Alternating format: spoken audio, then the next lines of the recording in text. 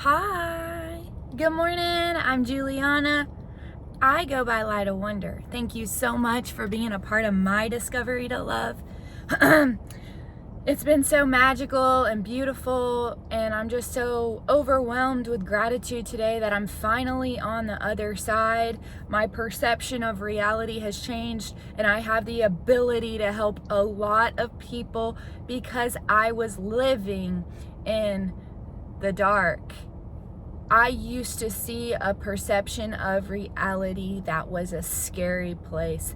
I felt all alone in the world, but today I don't. And it starts with us guys taking our power back.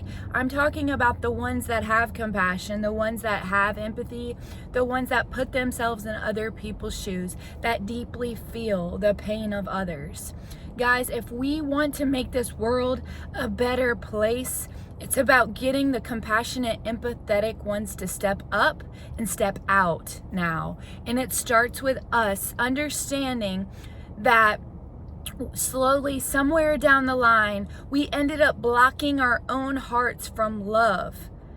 We can ask Jesus into our hearts all day long. I did it all throughout my childhood. But where life really transformed for me was when I opened my own heart to giving love and receiving love freely, just like Jesus. And so Jesus modeled that here on earth for us to model it here on earth. And so we can ask, and Jesus isn't coming down to this earth to open your own heart. What does this mean? It means leaning into our fear, leaning into everything that we fear. And what it all stems from us is believing we're not here connected, but we are. It's just what's going on is people deeply fear being rejected. And I had to test this out on my own, guys. I had to lean in to everything I feared because I hit my rock bottom. There was no other way for me but up. So what did I have to do? I had to go into the paralyzing fear of being rejected, the paralyzing fear of not being accepted, the paralyzing fear of being abandoned.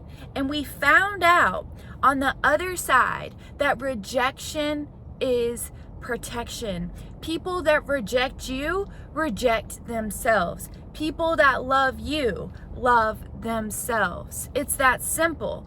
So what was happening all along is we were giving love with an expectation, and because we were giving love with an expectation, that's exactly what was attracted to us.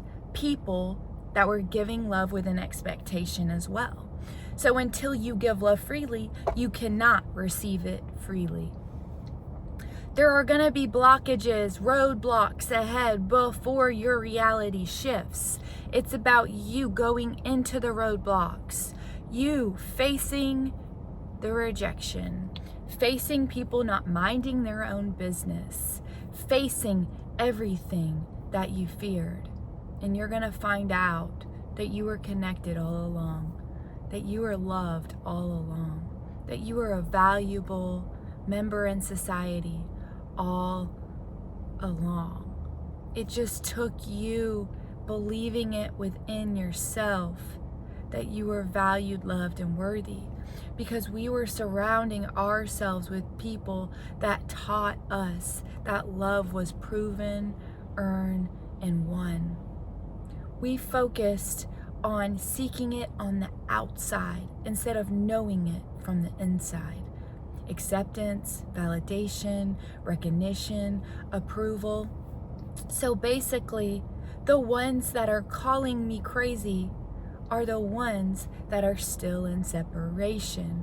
They're the ones that come from hate. They're the ones that I'm really here to reach, because I once thought what I do is crazy. I once thought what I do was lost your mind, mental, ADB, HCD, ABC. But no, guys, this is part of exploring your creativity, your imagination, and your expression. The difference between someone that comes from love and hate is people that come from love aren't worried how other people perceive them. They're more focused on how can they add value into a moment. And then you've got your haters, the ones that come from hate, that are worried how other people perceive them. I once cared how other people perceived me. It's about teaching you no one cares about you. You are the center of your own universe.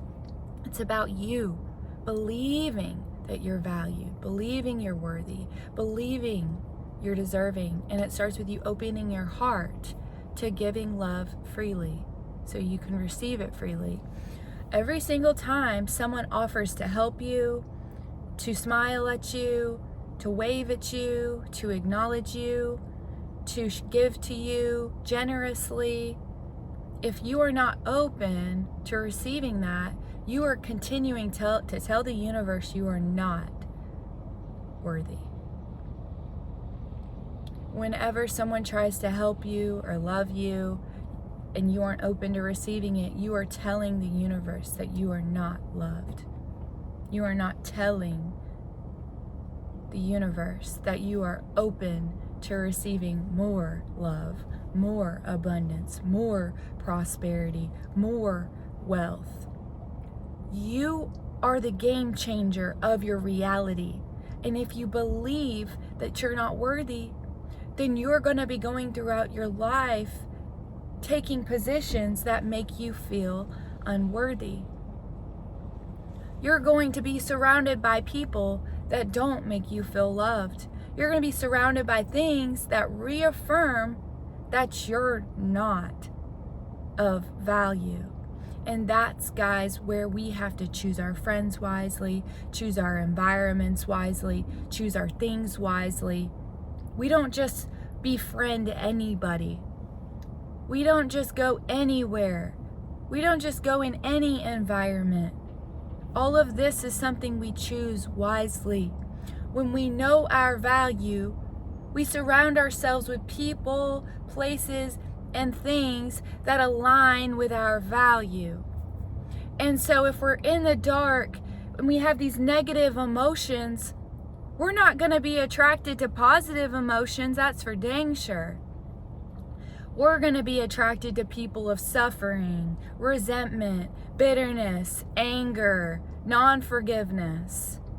But when we transcend and transform our negative into positive, we're no longer going to be attracted to people of deprivation, people that are resentful, bitter, angry, jealous, envious, competing with others.